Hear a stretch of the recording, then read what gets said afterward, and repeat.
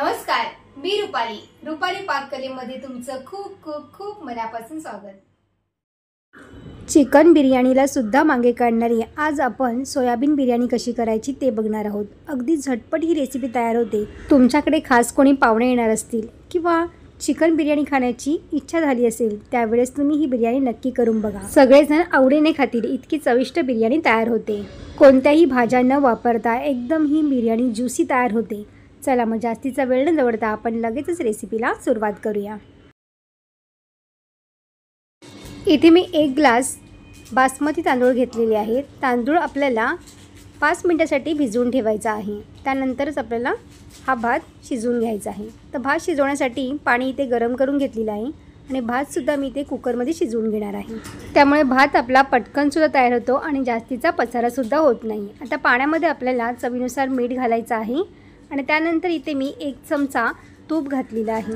भिजवलेला तांदूळ घालायचा आहे आणि गॅसची फ्लेम आपल्याला फास्ट करायची आहे आणि त्यानंतर आपल्याला याच्यामध्ये अर्धा छोटा लिंबू इथे पिळून घातलेला आहे आणि लिंबाची साल देखील घातलेली आहे। त्यामुळे भात आपला छान असा पांढरा शुभ्र तयार होतो। तांदूळ आपल्याला 90% शिजवून घ्यायचा आहे। त्यानंतर हा भात पूर्ण पाणी काढून याच्यामधून हा थंड करून घ्यायचा आहे आणि त्यानंतर इथे मी सोयाबीन घेतलेले आहेत। तर इथे मी 1 वाटी सोयाबीन घेतलेली आहे। सोयाबीन सुद्धा आपल्याला पाण्यामध्ये छान भिजवून घ्यायचा आहे। गरम पाण्यामध्ये सोयाबीन भिजवून ठेवला तर तो पटकन भिजला जातो आणि त्यामधील पाणी आहे ना पूर्ण काढून घ्यायचं आपल्याला आणि पुन्हा एकदम स्वच्छ पाण्याने एकदा धुवून घ्यायचे। पाणी पूर्णपणे काढायचं आहे कारण की सोयाबीन आपल्याला तळून घ्यायचे आहे।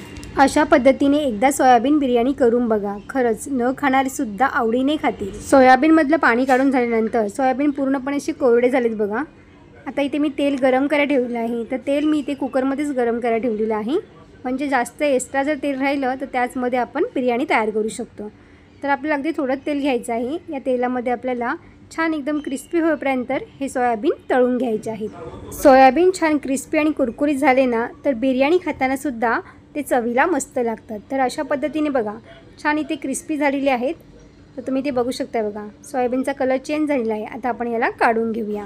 तुम्ही याचा आवाज बघू शकता बघा छान क्रिस्पी आणि कुरकुरीत झालेले आहेत। वरून छान क्रिस्पी आणि आतून मस्त एकदम ज्युसी हे तयार होतात। तर आता आपल्याला बिर्याणीला सुरुवात करायची त्यासाठी आपल्याला हे मॅरिनेट करून घ्यायचं आहे। तर इथे आपल्याला 2 ते 3 चमचे घट्ट दही घालायचं आहे। दही थोडं आंबट असेल ना तर बिर्याणीला चवसुद्धा मस्त येते। आता इथे मी हिरवा मसाला करून घेतलेला आहे। तर हिरव्या मसाल्यामध्ये इथे मी कोथिंबीर, मिरची, आलं, लसूण घातलेलं आहे। तर 2 चमचे आपल्याला हिरवा मसाला घालायचा आहे। 2 चमचे बिर्याणी मसाला, 1 चमचा धना पावडर घालायची आहे। त्यानंतर अर्धा छोटा चमचा गरम मसाला घालायचा आहे। सगळं साहित्य आपल्याला मिक्स करून घ्यायचं आहे। चिकन बिर्याणी मसाला करताना तुम्ही जे जे साहित्य वापरत असाल ना ते साहित्य तुम्ही यामध्ये घालू शकता।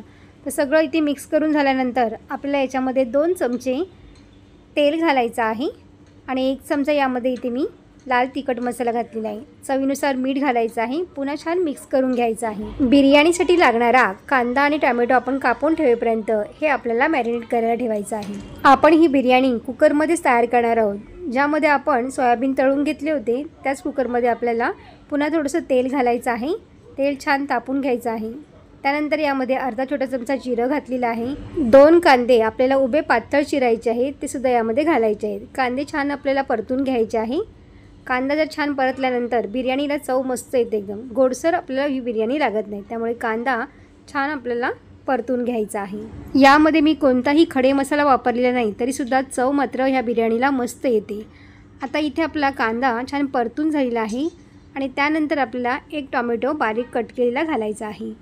तर टोमॅटोसुद्धा आपल्याला छान परतून घ्यायचा आहे। टोमॅटो पटकन परतला जावा यासाठी आपल्याला चवीनुसार यामध्ये मीठ घालायचं आहे। अर्धा छोटा चमचा यामध्ये हळद घातलेली आहे। पुन्हा छान मिक्स करून घ्यायचं आपल्याला आणि त्यानंतर यामध्ये इथे जे आपण सोयाबीन मॅरिनेट करून ठेवले होते ते सुद्धा यामध्ये ॲड करायचे आहेत। तर आता इथे छान आपली ग्रेव्ही इथे तयार झालेली आहे। टोमॅटोसुद्धा मस्त शिजला गेलेला आहे। आता आपल्याला मॅरिनेट केलेला सोयाबीन घालून घ्यायचं आहे। सोयाबीन घातल्यानंतर 1 मिनिट आपल्याला छान परतून घ्यायचं आहे। सोयाबीन शिजायला फार वेळ लागत नाही।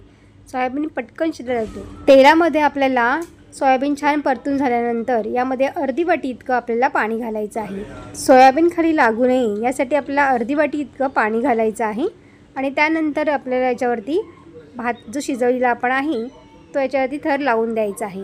अशा पद्धतीने आपण थर लावून दिलात ना तर बिर्याणी छान अशी शिजल्या जाते. सोयाबीनवरती आपल्याला हा शिजलेल्या भाताचा थर लावून द्यायचा आहे. आता त्यानंतर आपल्याला कुकरचं झाकण लावून 1 शिटी काढून घ्यायची आहे.